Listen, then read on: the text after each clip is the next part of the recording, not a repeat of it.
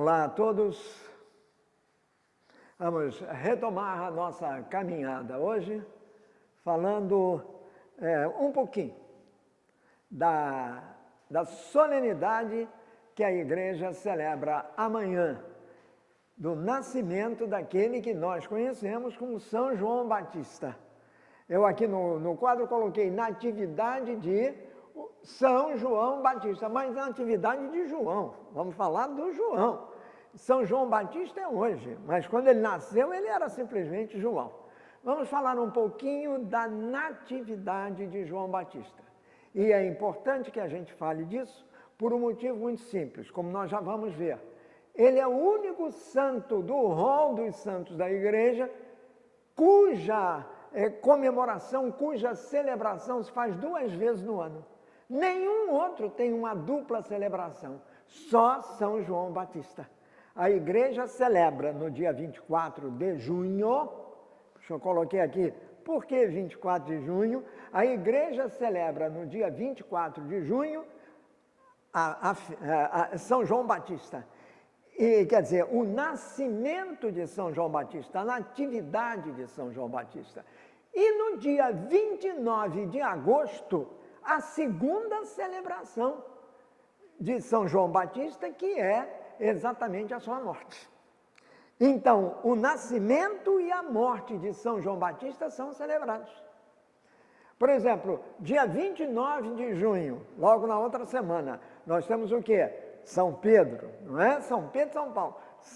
Mas a comemoração do dia 29 de junho, nós vamos ver, talvez no nosso próximo encontro, a comemoração do dia 29 de junho, ela é da morte de São Pedro. Quer dizer, desde tempos imemoriais de Roma, havia uma enorme peregrinação ao local onde, a tradição diz, o corpo de São Pedro estava enterrado. E assim o mesmo com São Paulo. Só que essa celebração em Roma, na Idade Média, ou na época imediatamente anterior à Idade Média, de Roma antiga, depois da era apostólica, desde sempre houve peregrinações aos túmulos dos apóstolos. Então, a peregrinação ao túmulo de São Pedro e a peregrinação ao túmulo de São Paulo. Ora, no local onde a tradição diz estar o túmulo de São Pedro, e realmente encontraram lá os restos, etc, etc, etc, foi erguida aquela que nós conhecemos como a Basílica de São Pedro em Roma, no Vaticano. A grande Basílica de São Pedro, ela foi erguida no local onde São Pedro foi enterrado. E São Paulo é fora os muros de Roma. São quilômetros de distância daquele local. Então, a celebração de São Paulo se fazia no dia seguinte, dia 30 de junho. Ora, como um não vai sem o outro, Pedro e Paulo são celebrados conjuntamente, então a festa dos 2 apóstolos é no dia 29 de junho. Os 2 apóstolos. Mas naquela época, não, porque havia uma enorme peregrinação, uma quantidade enorme de pessoas acorria a Roma, então tinham que dividir. Porque anda para cá, anda para lá, e faziam uma grande procissão com ladainhas que iam atravessando, o povo ia atravessando as ruas de Roma até o local onde está o túmulo. E o túmulo de São Pedro exatamente fica onde? Na Basílica de São Pedro, debaixo do altar-mor, que é o altar do Papa. Só o Papa pode celebrar missa naquele altar, ou então aquele que ele delega, a quem ele delega a autoridade para celebrar a missa no lugar dele.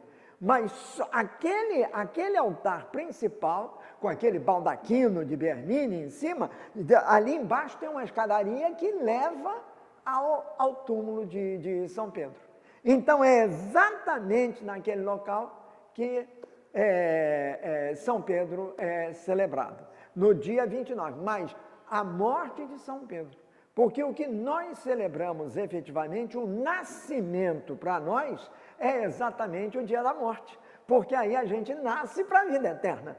Quer dizer, pela ressurreição de Jesus, nós batizados e que cremos no nome de Jesus, já ressuscitamos junto com Ele. Porque Ele ressuscitou e da mesma maneira que Ele morreu por nós, Ele ressuscitou também levando a gente. E ascendeu aos céus levando a gente. Então nós vamos hoje falar um pouquinho da natividade de São João Batista. Mas antes disso,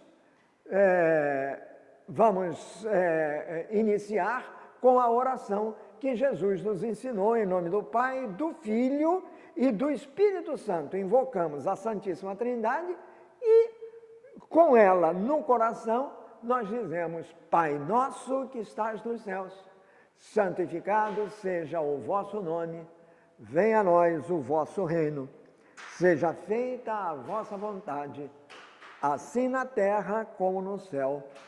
O pão nosso de cada dia nos dai hoje, perdoai-nos as nossas ofensas, assim como nós perdoamos os que nos têm ofendido. E não nos deixeis cair em tentação, mas livrai-nos do mal. Amém. Em nome do Pai, do Filho e do Espírito Santo. Amém. Que Nossa Senhora e São José roguem por nós para que possamos caminhar firmes na estrada de Jesus. Hoje, celebrando aquele que foi o precursor do Messias, aquele que veio antes do Messias para anunciar a chegada dele e para revelá-lo a todos nós, aqueles que esperavam o Messias. Mas isso nós vamos ver no correr da nossa história de hoje. Muito bem, antes disso, eu gostaria de falar também de uma coisa que considero importante para que nós possamos entender exatamente que as coisas que acontecem, por exemplo, a missa a que nós assistimos, ela não é um passe de mágica, ela não foi feita assim do ar, não. Existe uma razão para ser feito aquilo.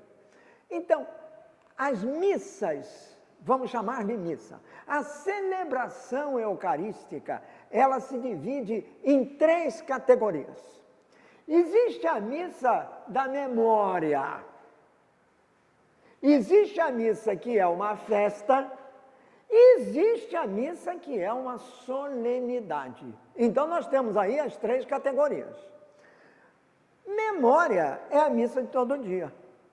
A palavra memória, antes de falarmos especificamente desse ou daquele cuja memória está sendo celebrada, vamos entender que memória, biblicamente falando, é trazer do passado a pessoa que está sendo celebrada e os seus feitos.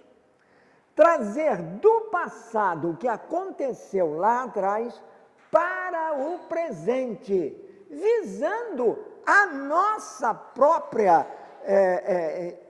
nosso próprio caminhar de vida no futuro. A gente visa para o futuro. Então nós fazemos memória, por exemplo, da paixão de nosso Senhor Jesus Cristo. É como se estivéssemos vivendo naquele dia, naquele momento, a paixão. A missa é isso.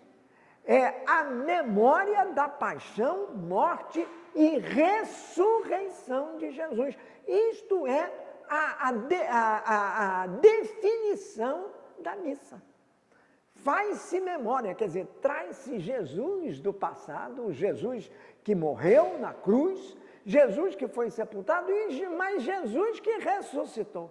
Nós trazemos para o presente, a fim de que, plenificados dele, do Cristo, nós possamos viver a nossa vida agora, mas com uma visão de eternidade.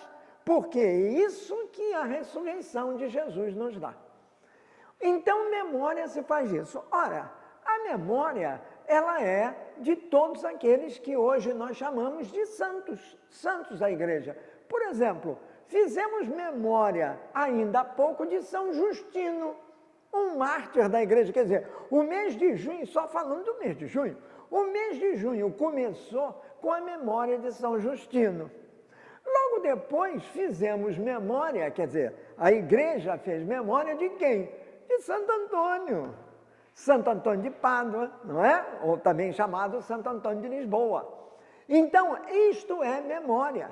Nós fazemos memória, por exemplo, de Santa Edviges, fazemos memória até de Nossa Senhora no seguinte sentido: Nossa Senhora das Dores, nossa padroeira. A igreja celebra como memória. Memória, quer dizer, nós trazemos do passado a figura de Maria e vivenciamos esta figura hoje, mas é memória. Então a missa é uma missa simples, a missa comum. Eu digo simples porque não tem aquelas outras orações especiais, etc. Muito bem.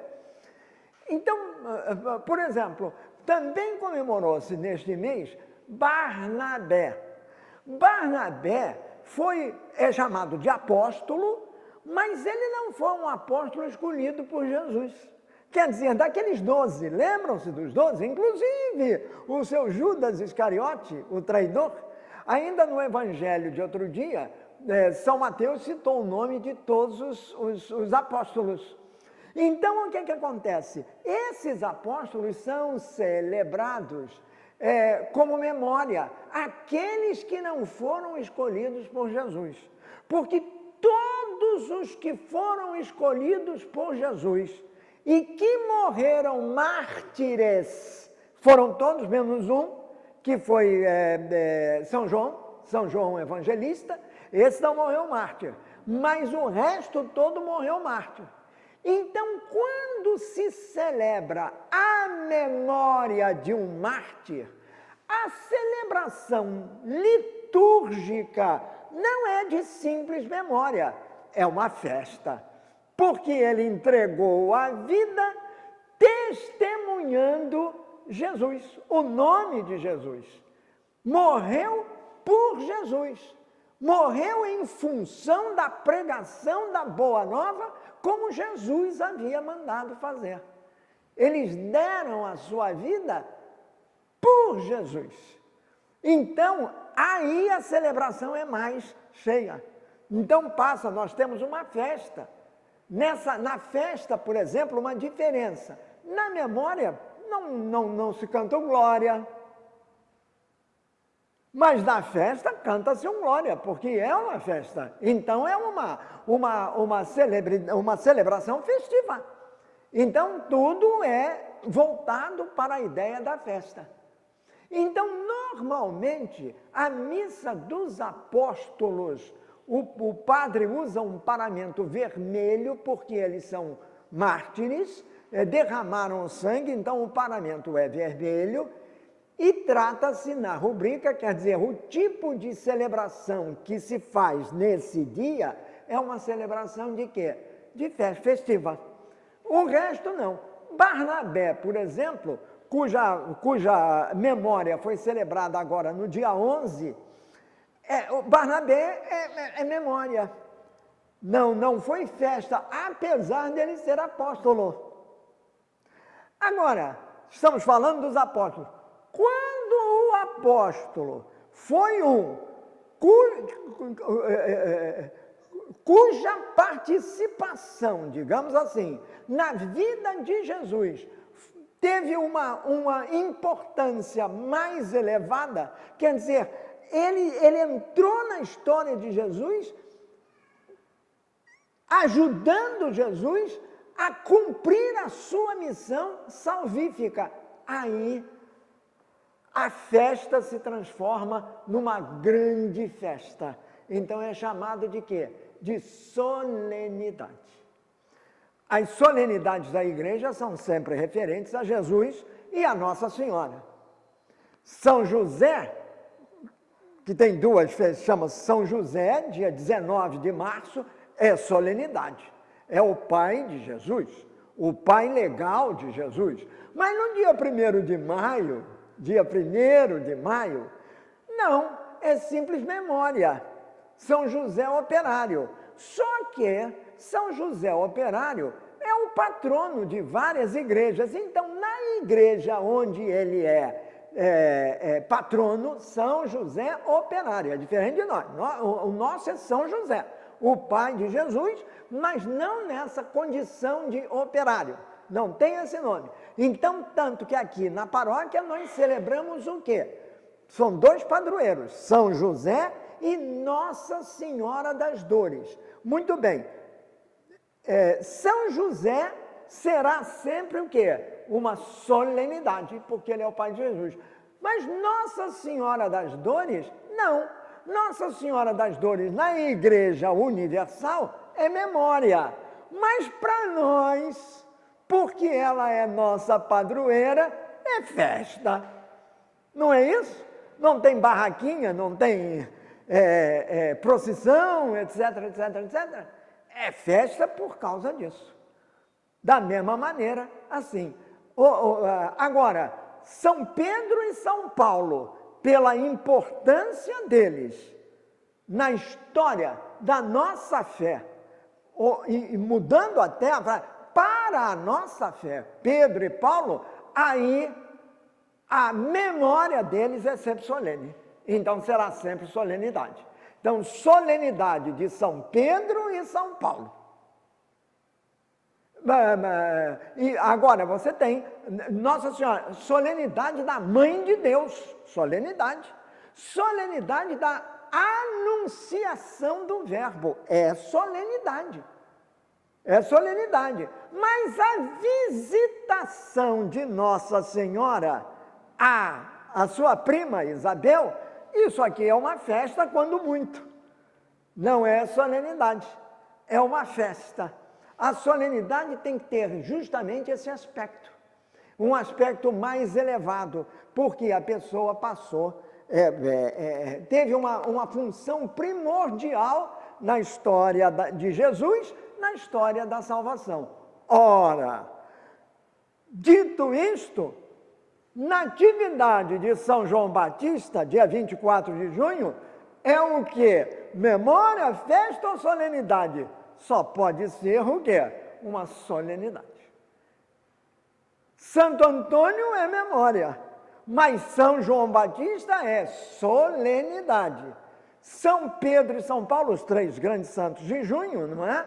São Pedro e São Paulo, solenidade. Mas vejam, por causa da atuação deles, por causa da importância deles na história da salvação. Esses aí estão. Então a igreja faz isso liturgicamente. Ela chama a nossa atenção com maior fundamento. Então, por exemplo, numa solenidade é uma missa completa. A missa completa que eu digo é aquilo, tem glória, tem credo, que normalmente não tem. As missas do meio da semana não tem credo.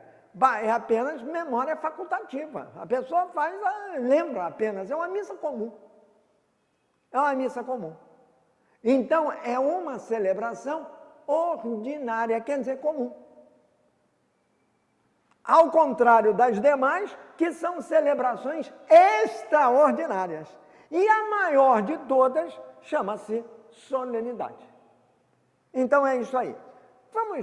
Então, quando nós dizemos que São João Batista é uma solenidade que a igreja vai comemorar, e como se trata apenas da natividade de São João, vamos concentrar hoje a nossa atenção nesse momento, o da natividade de São João. Mas para isso, é preciso que nós entendamos o que aconteceu antes. São João não nasce assim, num estalar de dedos. Há uma história que leva ao nascimento de São João. E isto é importante a gente saber, pelo sentido teológico que tem essa passagem. Muito bem, então nós vamos dar uma vista. O principal evangelista da infância, tanto de Jesus quanto de João Batista, é São Lucas. Ele é o evangelista mor da infância de Jesus. Quer dizer, mas ele inicia o seu relato da infância, a narrativa da infância, com o relato da natividade de João Batista. Por quê? Porque um está atrelado no outro. Então vejamos, o início do Evangelho de São Lucas é assim, primeiro capítulo, 5º versículo, quer dizer, é bem no início, porque os 4 primeiros são um introito, um prólogo ao que vai ser a narrativa. Então, nos relatos da infância, quer dizer, relato a infância de João e a infância de Jesus principalmente, mas note bem, tudo converge para Jesus. Jesus é o centro de tudo. De toda essa narrativa, a figura principal é o Cristo. Os que entram ao lado, entram sim como pessoas importantíssimas na história de Jesus, mas são como se fossem acessórios para a história principal. A história dessas pessoas nos ajuda a conhecer melhor e mais profundamente a história de Cristo Jesus. Começa assim, anúncio do nascimento de João. Oficialmente a gente tem que dizer assim, ou mais apropriadamente a gente tem que dizer João o Batista. Nós é que passamos a dizer São João Batista, não é? Porque ele batizou Jesus. Não, ele era o Batista. Batista é aquele que batiza. E ele batizava as pessoas. Então, em uma outra língua, por exemplo, em espanhol, ele diz João o Batista. Muito bem. Mas o que importa é o que São Lucas nos diz. 5º versículo, capítulo 1.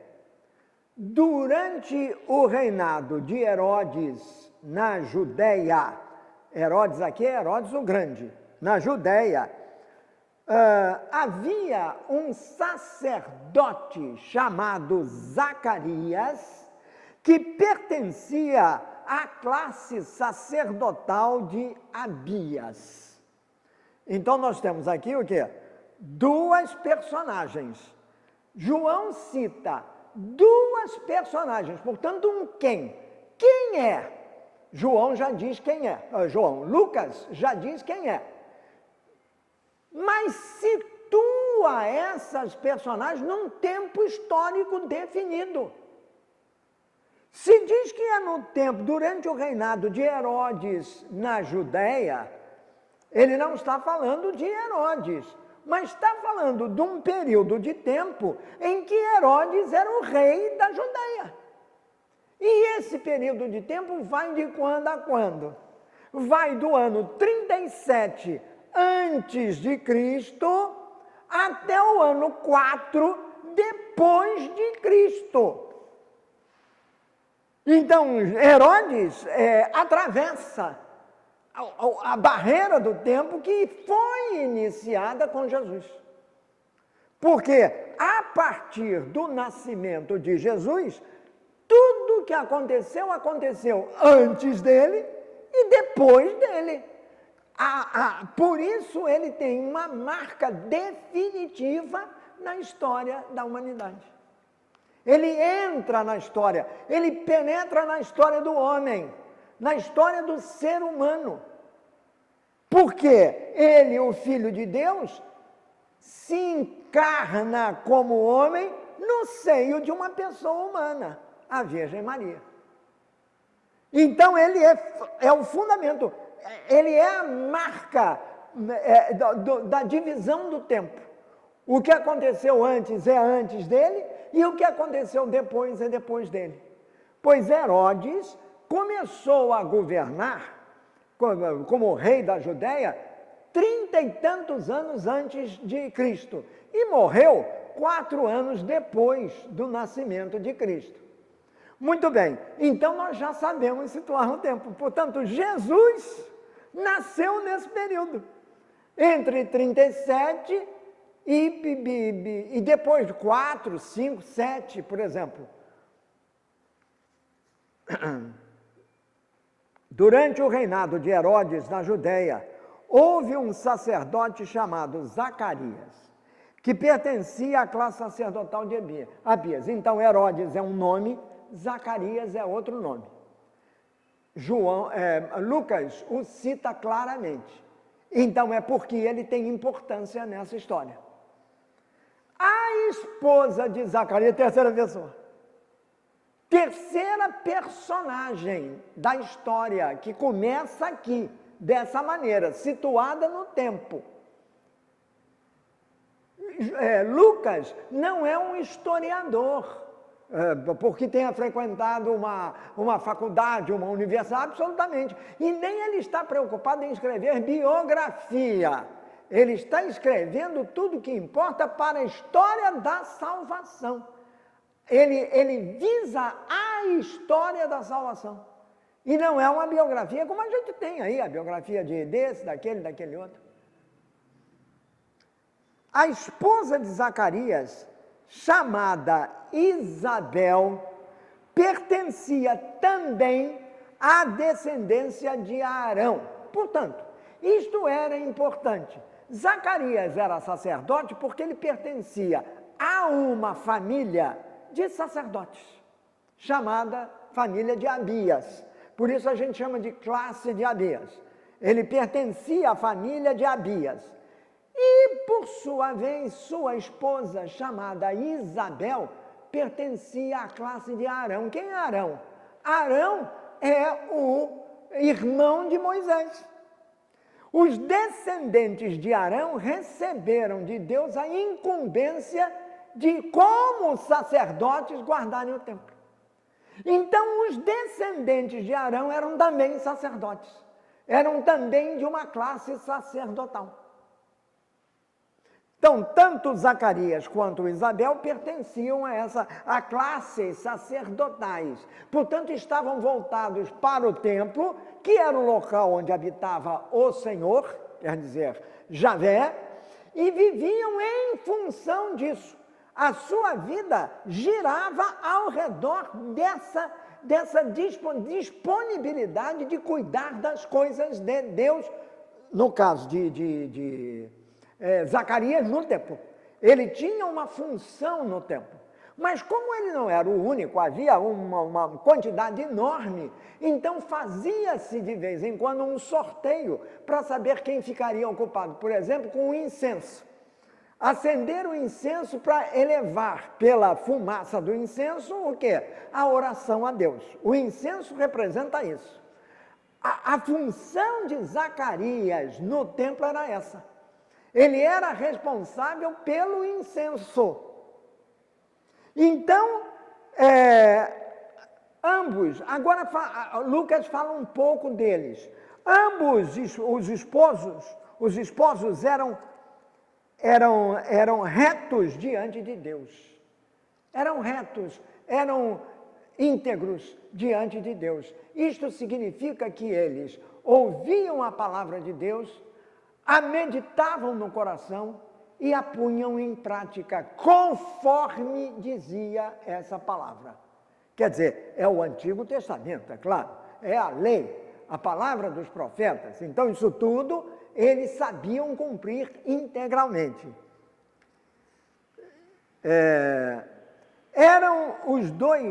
Tinham os dois uma idade muito avançada, portanto já eram idosos, e não tinham filhos. Olha quanta informação a gente vai recebendo. Eram idosos, não tinham filhos, por quê? Porque Isabel era estéril. Então, a mulher de Zacarias era estéril. Ter filhos era absolutamente importante. Eles viviam em tribos. Então, era preciso que tivesse um herdeiro daquela tribo. E a tribo fosse crescendo. Então, para a mulher, era considerado um opróbrio. E mais do que isso, além do opróbrio, era considerado uma maldição ser estéril. Porque ela não podia gerar. Não podia gerar filhos para o povo de Deus. Portanto, Isabel vivia com esse peso em cima, até mal vista, né, diante da população, porque ela era estéril, já sabia disso. Um dia, Zacarias estava a serviço no templo, conforme a ordem estabelecida, é aquilo que eu disse. Ele estava trabalhando no setor do incenso, vamos dizer assim. Ele era o responsável pelo oferecimento do incenso. Essa era a função sacerdotal dele. Muito bem. Enquanto ele oferecia o incenso, continua Lucas, uma grande multidão se colocava do lado de fora em oração. Era comum. Eles não podiam entrar no local, que era o Santo dos Santos, no local onde o sacerdote estava oferecendo o incenso. Então ficavam do lado de fora em oração. Em oração. Por quê? Chegou a hora do incenso. É a oração, o incenso leva para Deus o quê? Aquela fumaça do incenso leva para Deus o quê? As orações dos fiéis. É esse o sentido também que nós aplicamos nas nossas celebrações litúrgicas, quando há o incenso. São as nossas orações subindo a Deus. Então a população, a multidão estava do lado de fora, oferecendo orações. Nisto, enquanto ele oferecia o incenso, com as orações do povo inteiro, nisto, um anjo do Senhor lhe apareceu, à direita do altar, etc. Zacarias, ao vê-lo, começou a tremer, ficou apavorado. O anjo, porém, voltando-se para ele, disse: não temas, Zacarias. Ou seja, não tenhas medo. Deus escutou a tua oração. Qual era a oração de Zacarias? Oh, meu Deus, eu já cheguei a uma idade em que eu não posso mais ser pai e fiquei sem filho. Eu quereria tanto ter um filho, que fosse o meu herdeiro, mas eu já estou muito velho, a minha mulher também está velha, e além de estar velha, portanto, passou da idade de procriar, além disso, ela é estéril. Não daria mesmo para procriar, não daria para gerar um filho. Mas o anjo diz: Deus escutou a tua oração. Ele sabe o que tu pedes a ele. E aí vai logo afirmando: e a tua mulher Isabel te dará um filho, a quem porás o nome de João. Portanto, já começamos aqui na atividade de João. João não nasce, o nome João não vem necessariamente dos pais. Foi anunciado, olha aqui, a Isabel era estéril, não estava esperando ninguém, não estava esperando filho nenhum. Mas o pai de João já estava sendo informado de que ele seria pai e o seu filho receberia o nome de João. Competia ao pai, no dia da circuncisão, segundo a lei, dar nome ao filho. Então o nome que ele ia dar era o nome João, porque era o nome que o anjo estava dizendo a ele. E quando o anjo fala, não é o anjo que está falando, mas quem diz é Deus. O anjo é um mensageiro de Deus.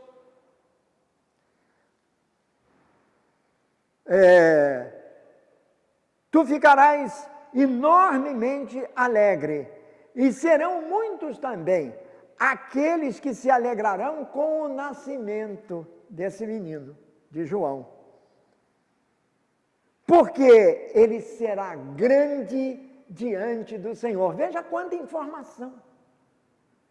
O menino João, que ainda sequer foi concebido, ao nascer, já vai nascer grande diante de Deus.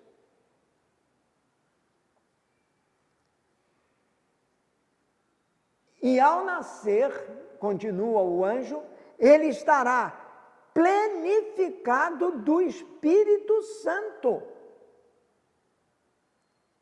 E fará com que muitos israelitas voltem de novo para Deus. Por quê? Porque os israelitas tinham virado as costas a Deus. Nessa época, já havia outros deuses para eles. Mas não é só nessa época. Imagina, se naquela época os israelitas já tinham virado as costas a Deus, imagina hoje. Nós, filhos de Deus, se estamos voltados de frente para Deus ou viramos as costas para Ele.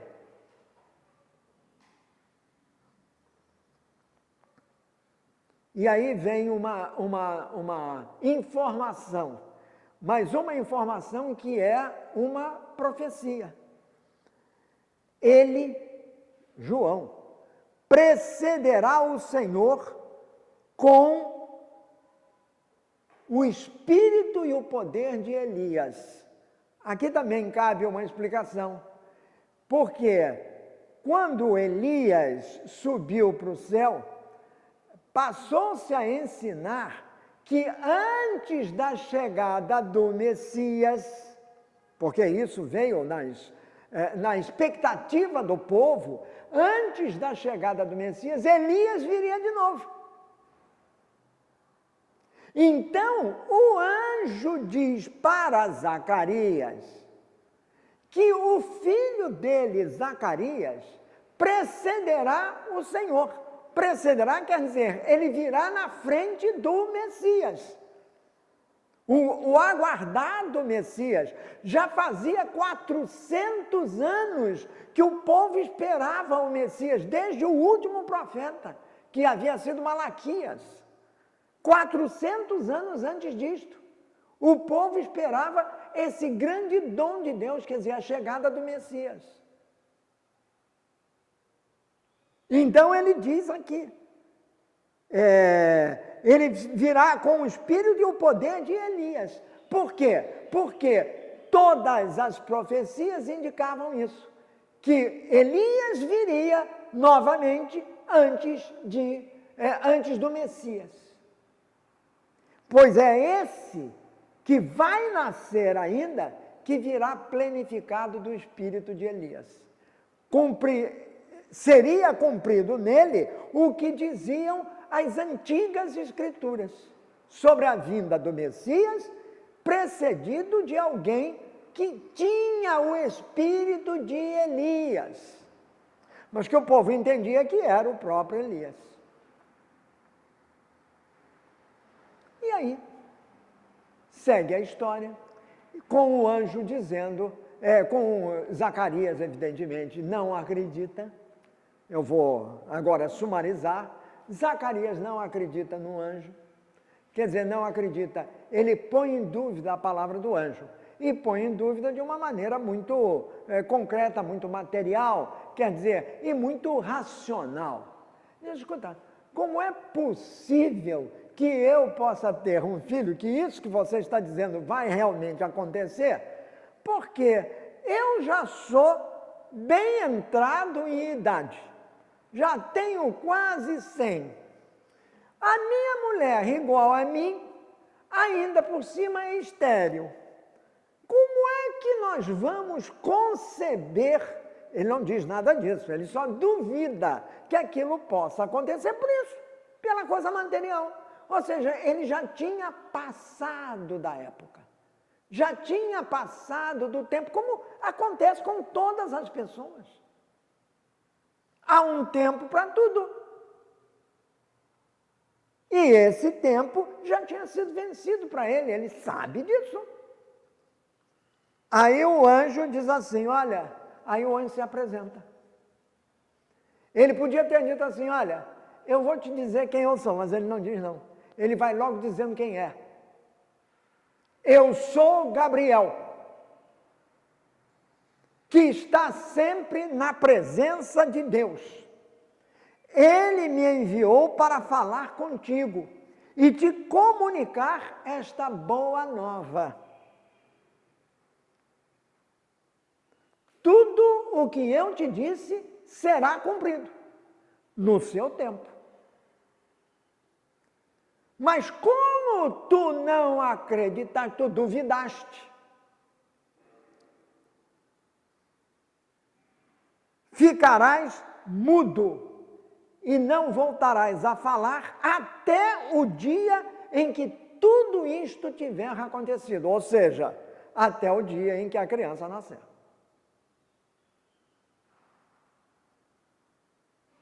Portanto, Zacarias duvida da palavra do anjo. A palavra do anjo é a palavra de Deus, portanto, ele duvida de Deus. Isso é a tradução mais direta do que aconteceu. Não é o mais ou menos. Ou a gente acredita em Deus ou não acredita. Ele pôs em dúvida as palavras de Gabriel. E aí Gabriel disse, bom, eu sou Gabriel, eu vivo na presença de Deus. E foi ele que me enviou. Ou seja, eu não estou falando isso por mim. Foi Deus que mandou eu te dizer isso, te dar esta grande notícia. Esta notícia alvissareira, mas tu não deste crédito às minhas palavras, então alguma coisa vai acontecer. É assim, Deus nos fala também, nos fala a todo momento.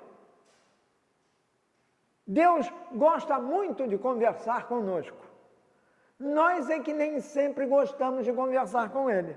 Só gostamos de conversar com Ele quando estamos num momento muito difícil, doença, um problema material qualquer dentro de casa. Ah, Senhor, tenho isso, faz aquilo, me ajuda. Ah, Senhor, como eu gostaria de ganhar na Mega Sena, também acontece. Só nesses momentos a gente volta para Deus. No momento de dificuldade, a gente devia dizer, Senhor, ajuda-me a sair dessa dificuldade, mas que se cumpra em mim a tua palavra e não a minha.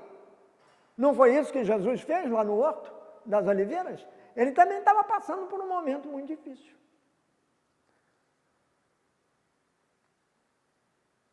E aí, Zacarias fica mudo. Ele perde a palavra, tanto que o povo do lado de fora estava muito surpreso com a demora do sacerdote de sair de lá de dentro, o sacerdote do incenso. Ele levou um tempão para sair, e quando saiu não conseguia mais falar. Aí o povo viu que uma coisa extraordinária tinha acontecido lá dentro, só não sabia o que era. Lucas vai em frente e diz que Zacarias, terminado o tempo do serviço dele, aí ele já não falava mais, eles normalmente ficavam 7 dias naquela função, terminado o tempo ele voltou para casa. Zacarias e Isabel moravam num lugarejo perto de Jerusalém, chamado Ain Karen. Até hoje o nome dele é Ain Karen, nas montanhas de Judá. Aí ele voltou para casa. Quando ele voltou para casa,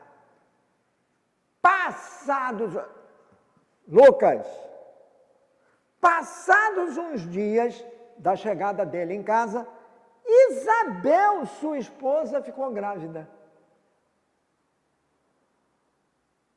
Isabel, sua esposa, ficou grávida. Certamente não foi do ar. E permaneceu 5 meses sem sair de casa. Ela ficou 5 meses dentro de casa.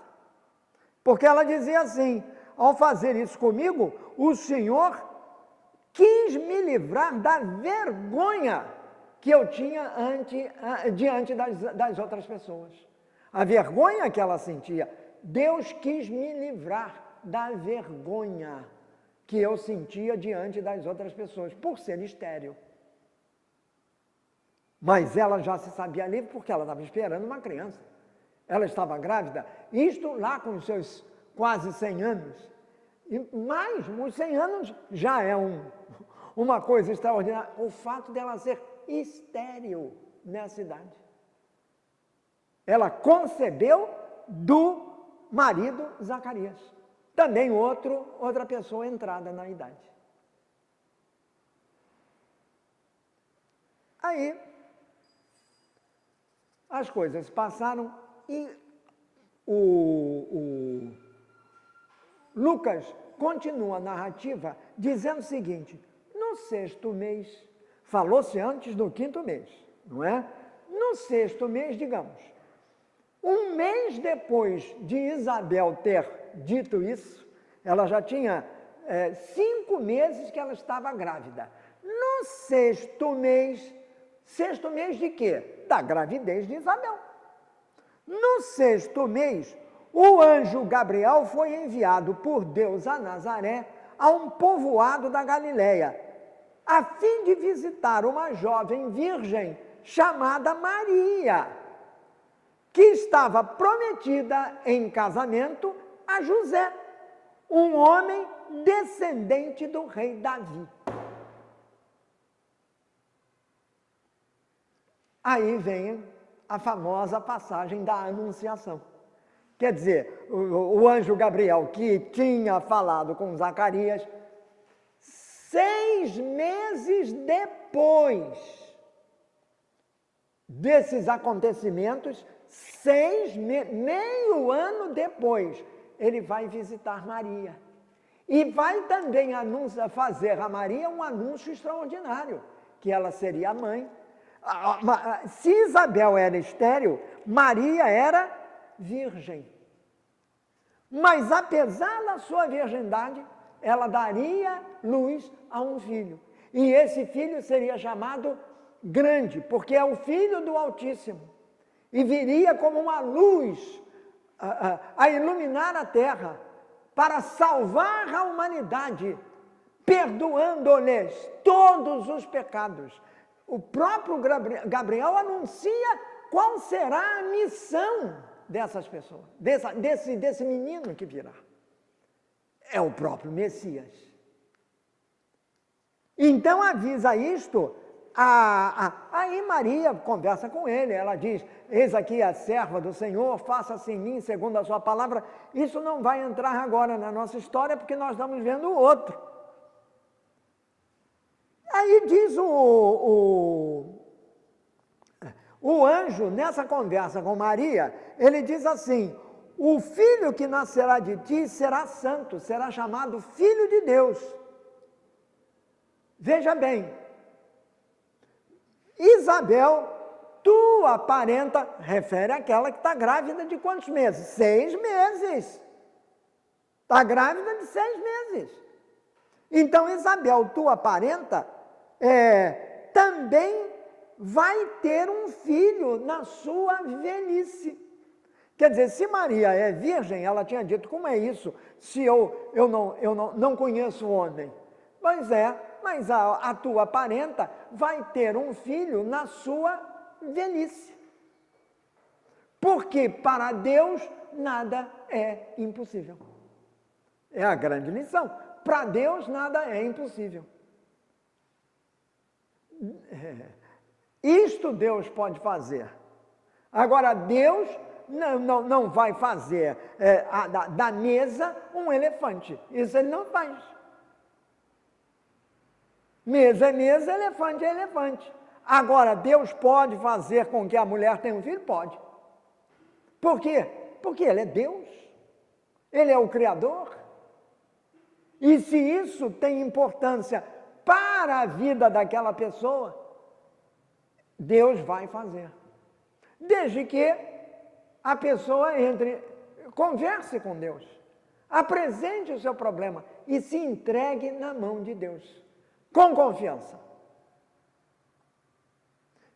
A gente sabe também que logo depois dessa informação, quando ela disse sim, faça-se em mim segundo a tua palavra, o anjo se retirou. E naquele momento, evidentemente, quando ela diz sim, ela concebe pelo Espírito Santo.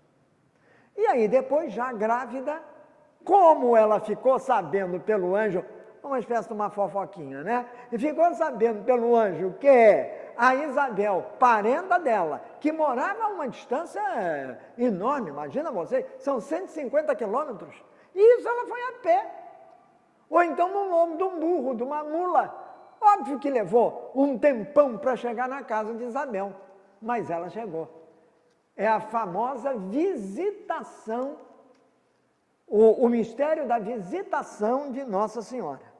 Muito bem. Até que, finalmente, diz também Lucas que Maria ficou uns 3 meses com Isabel e depois voltou para casa. Vamos entender que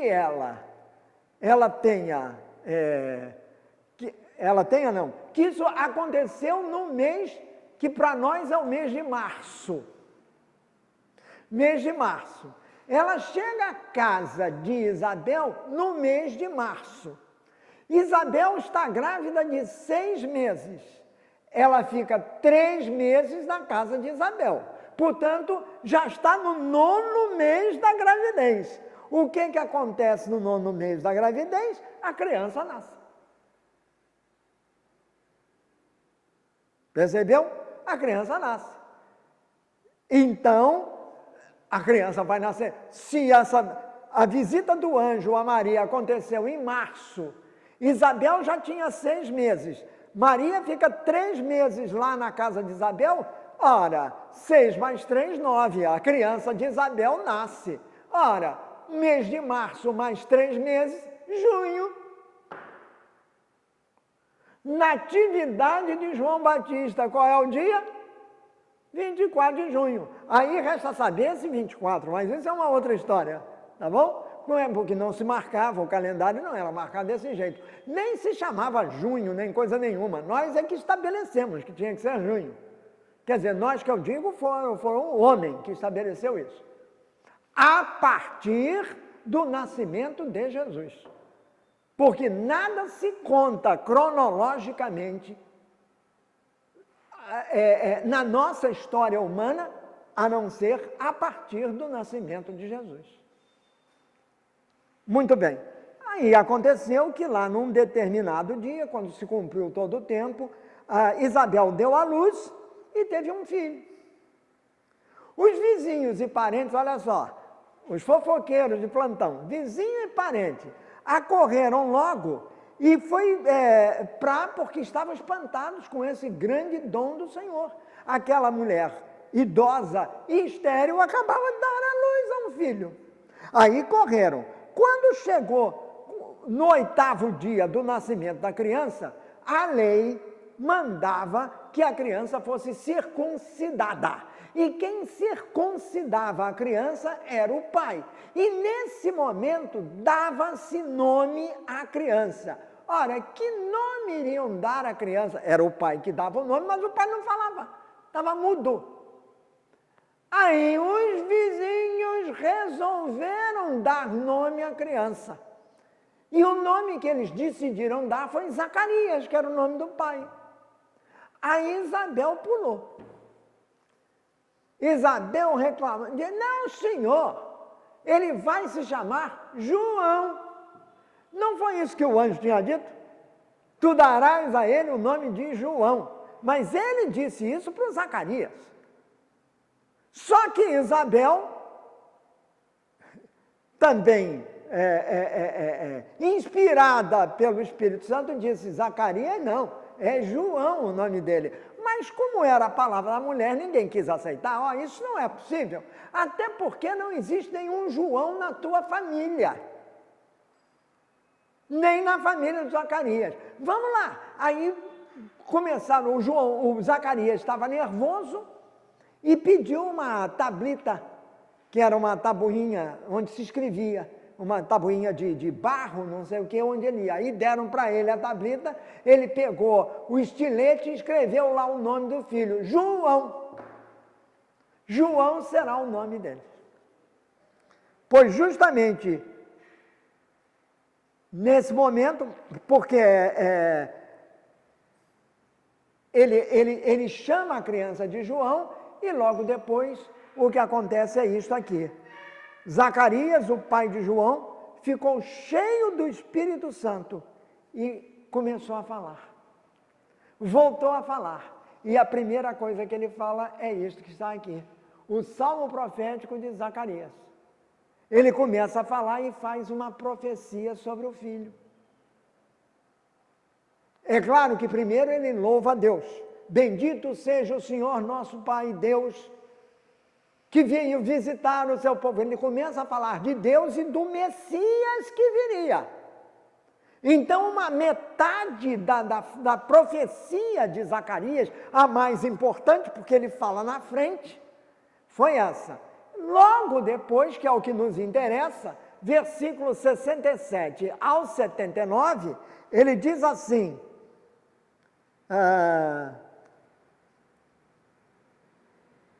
ele começa, Zacarias, pai de João, ficou cheio e falou profeticamente. Então ele começa a falar, e lá para as tantas ele diz assim, no versículo número 76, ele diz assim, quanto a ti, meu filho.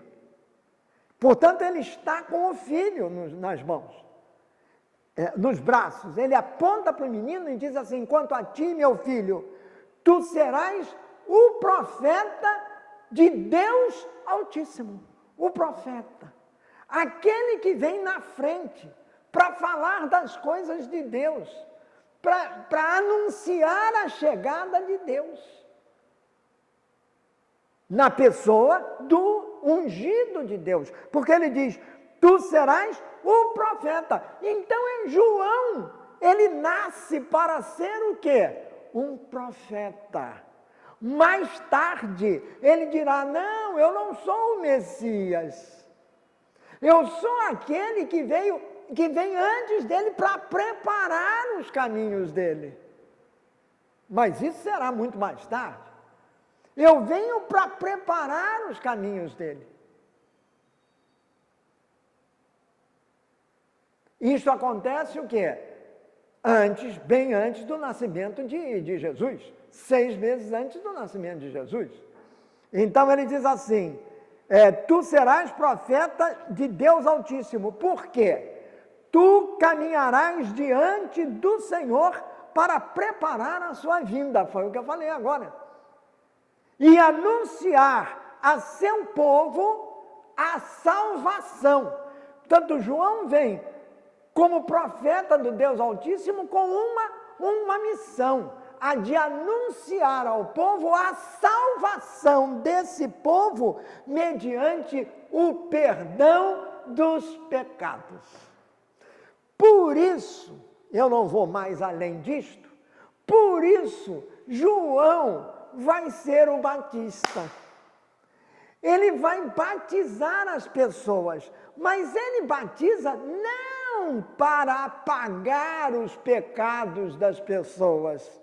Ele batiza para purificar as pessoas, a fim de que nesse estado de pureza elas recebam o Messias que está para chegar.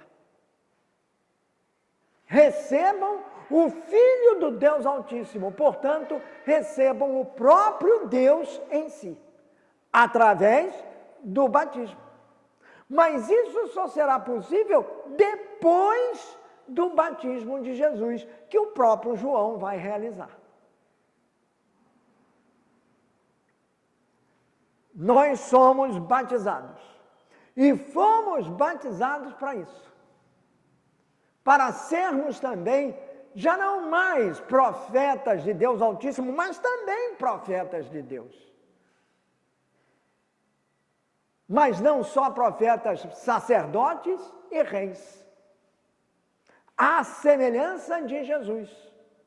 Somos batizados para levarmos a cabo uma missão. Qual é a missão? Jesus dará essa missão para a gente. Ide pelo mundo inteiro anunciar o Evangelho. Ele diz aos apóstolos, e batizai-os em nome do Pai, do Filho e do Espírito Santo. Então o batismo é a porta de entrada. Ele é o sacramento fundamental, é aquele que nos une a Deus, é aquele que nos permite entrar na casa de Deus.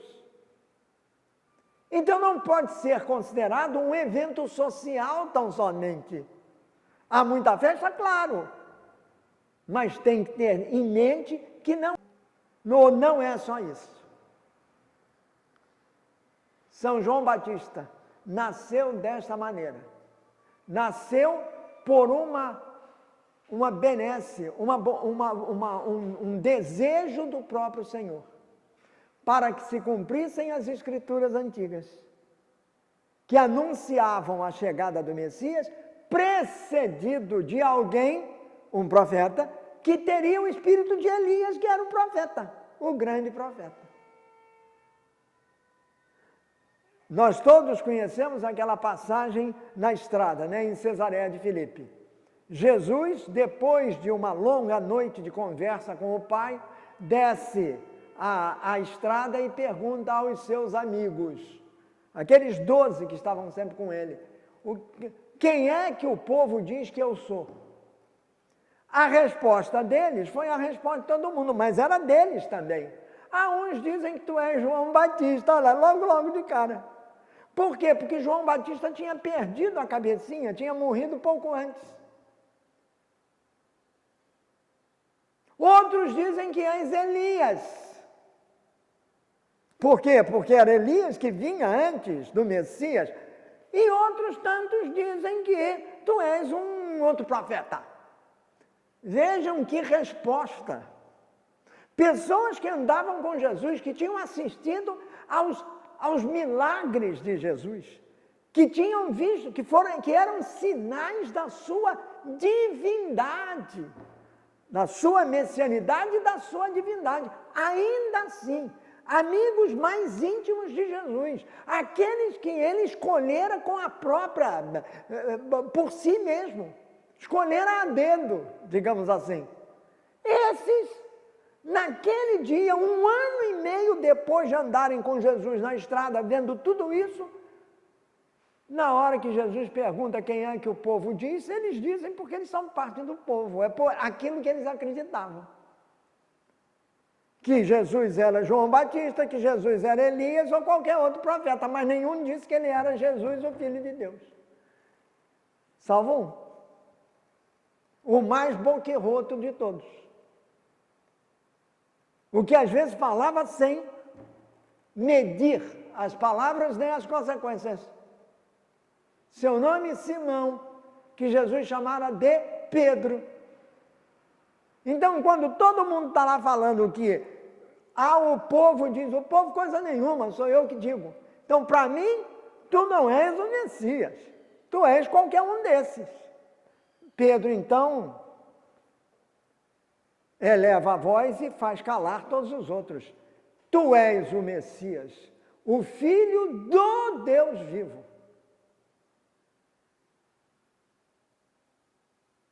É Pedro que faz esta profissão de fé, que viria a ser a profissão de fé da igreja.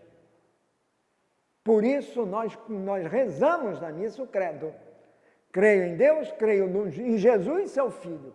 Creio no Espírito Santo, a Santíssima Trindade. Mas foi Pedro.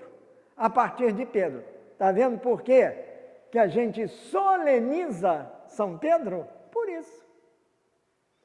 A gente soleniza João? Por isso, porque ele cumpriu exatamente a sua missão. E foi ele que apontou Jesus, dizendo, eis o Cordeiro de Deus, aquele que tira os pecados do mundo. Não sou eu, não. É ele. E já anuncia, quer dizer, numa grande profecia, de que maneira os pecados serão lavados com o sangue que Jesus vai derramar na cruz. Eis o Cordeiro de Deus, aquele que tira o pecado do mundo. O Cordeiro é aquele que era sacrificado na Páscoa. Jesus vem a ser o verdadeiro Cordeiro, o Cordeiro de Deus. Veja como tudo está ligado. Para isso é preciso que nós tenhamos olhos, ouvidos bem atentos e principalmente o coração aberto. Que esta breve explicação sirva para isso, para que amanhã, dia 24 de junho, a gente não apenas pule a fogueira e solte o balão. Isso nós podemos e devemos fazer. que é uma tradição nossa muito bonita. Mas veja lá o balão que vai soltar, hein? Isso aí tem que ter muito cuidado. Se for aquele balão japonês, aquele balãozinho japonês, isso aí não tem importância. Desde que tenha cuidado. Agora, aqueles balões gigantescos, não, isso aí já acabou. Deus não precisa de balão. Deus precisa do teu amor. Porque foi por amor que Ele nos deu Jesus, o seu Filho muito amado. Que São João Batista nos ajude a encontrar aquele que Ele anunciou. E que São João Batista nos mostre o caminho para o Cordeiro de Deus, que é o próprio Jesus, que veio tirar os pecados do mundo, limpar-nos dos nossos pecados. Amém? Amém. Peçamos a Nossa Senhora, que esteve junto esse tempo todo com Jesus, que ela nos guie no caminho da salvação, que é o próprio Jesus. E que nós ouçamos dela, que foi a maior, a mais perfeita discípula da palavra, a palavra de Jesus. E possamos, como ela disse lá nas bodas de Caná, possamos fazer tudo que Jesus nos disser para fazer. Porque o que Ele nos diz é exatamente nos apresentar, faça isso e você tem garantida a salvação. Continuemos na nossa caminhada, no nosso próximo encontro. Ave Maria, cheia de graça, o Senhor é convosco, bendita sois vós entre as mulheres, e bendito é o fruto do vosso ventre, Jesus. Santa Maria, Mãe de Deus, rogai por nós, pecadores, agora e na hora de nossa morte. Amém. Ó Maria concebida sem pecados, rogai por nós que recorremos a vós.